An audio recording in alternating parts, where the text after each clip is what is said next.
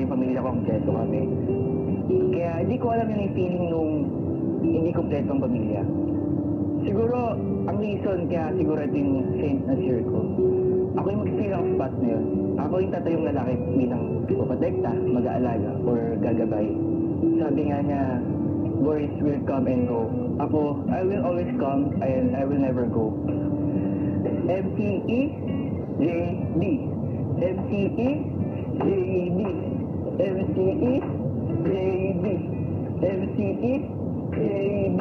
Ayun yung sayo ko na una ko siyang nakitang sumaya talaga. Meaningful sa akin yung sayo kong to.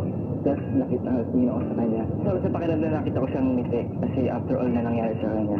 And for memories, kasi alam ko marami kami na memories na napagdaanan din at gusto ko maging future pa to, mas maraming memories.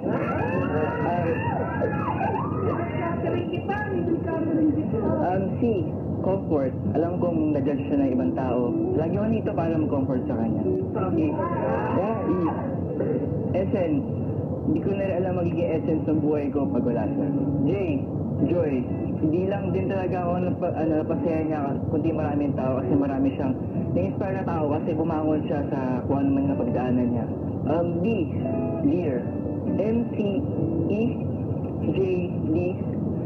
The acronym of the person that I want to cheer and support because it is for my dear princess.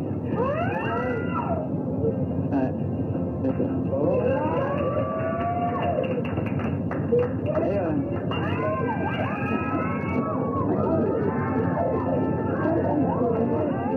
Makoy, Adelis, sa barangay kayo magpaliwanag.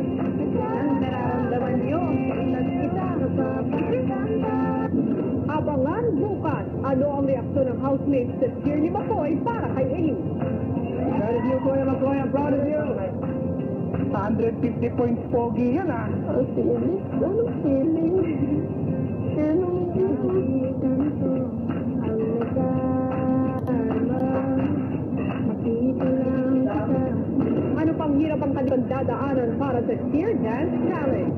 At magtagumpay kaya ang housemates sa kanilang latest weekly task? Kailangan niyo magawa ng tama at maayos ang itong elemento ng cheering.